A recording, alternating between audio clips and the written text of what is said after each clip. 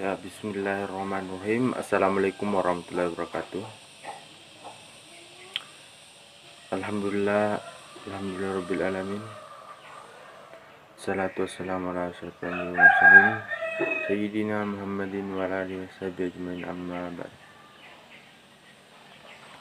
Pertama-tama marilah kita mengucapkan pujian kepada Allah Subhanahu wa taala, karena berkat limpahan rahmat dan karunia Allah kita masih sempat diberikan kesehatan, kekuatan, dan ruang untuk mengikuti mata kuliah kita kali ini, itu mata kuliah K3. Salam dan salawat terupah pula kita kirim kepada junjungan Nabiullah Muhammad SAW yang menjadi motivator bagi kita, terutama umat muslim. Ya, langsung saja,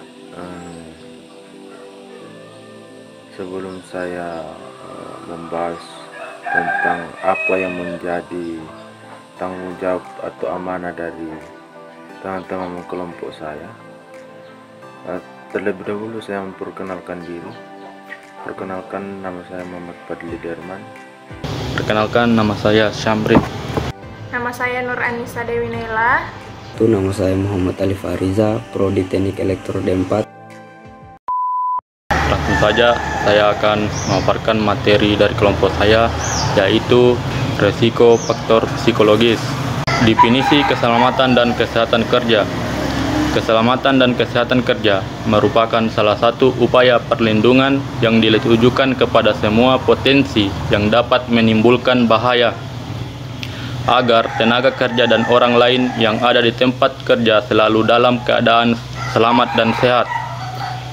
Potensi yang dapat menimbulkan bahaya dapat berasal dari mesin, lingkungan kerja, sifat pekerjaan, cara kerja, dan proses produksi. Adapun risiko faktor psikologis, yang pertama, penyebab stres akibat kerja. 2. Manajemen stres dan perbaikan kinerja. 1. Penyebab stres akibat kerja. Stres kerja. Stres kerja adalah suatu kondisi ketegangan yang menciptakan adanya ketidakseimbangan fisik dan psikis yang mempengaruhi emosi, proses berpikir, dan kondisi seorang karyawan. Menurut Sasono, stres kerja bisa dipahami sebagai keadaan di mana seseorang menghadapi tugas atau pekerjaan yang tidak bisa atau belum bisa dijangkau oleh kemampuannya. Jika kemampuan seseorang baru sampai angka 5, tetapi menghadapi pekerjaan yang menuntut kemampuan dengan angka 9, maka sangat mungkin sekali orang itu akan terkena stres kerja. Adapun gejala stres kerja, yang pertama, emosi tidak stabil atau tidak bisa rileks, cemas, tegang, gugup. Yang kedua, mengalami gangguan pencernaan. 3. Tekanan darah meningkat. 4. Perasaan tidak tenang atau suka menyendiri, sulit tidur, merokok yang berlebihan. Langsung saja saya membahas mengenai penyebab stres akibat kerja. Di penyebab berarti faktor, kan? Faktor. Ada 2 faktor yang mempengaruhi sehingga karyawan atau individu menjadi stres ketika bekerja. Di antaranya yaitu faktor lingkungan dan faktor personal. Faktor lingkungan, apa-apa saja dari lingkungan yang mempengaruhinya. Suhu pada saat bekerja. Ketika pekerja terlalu kepanasan, otomatis apa yang menjadi beban kerja dari karyawan bertambah. Sama halnya ketika dia terlalu dingin.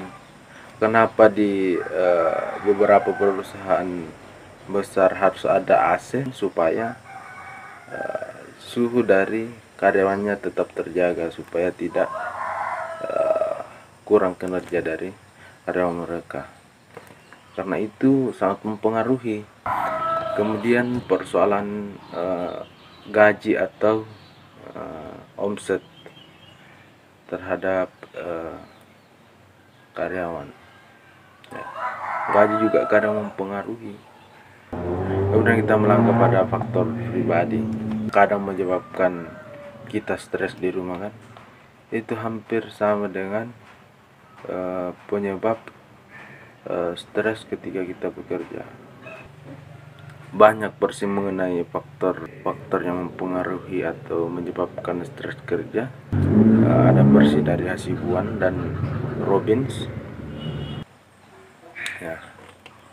Kemudian akibat stres atau dampak dari stres kerja. Pada poin pertama ada subjektif. Ya.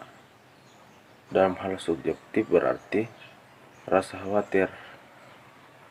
Perasaan dari pekerja itu berbeda ketika dia mengalami stres dan tidak stres. Kemudian perilaku dari kita ketika kita mengalami stres itu kadang tidak jelas, mulai dari cara bicara kita, mulai dari bertingkah laku, mulai dari cara bergerak, menulis, cara mengerti kan.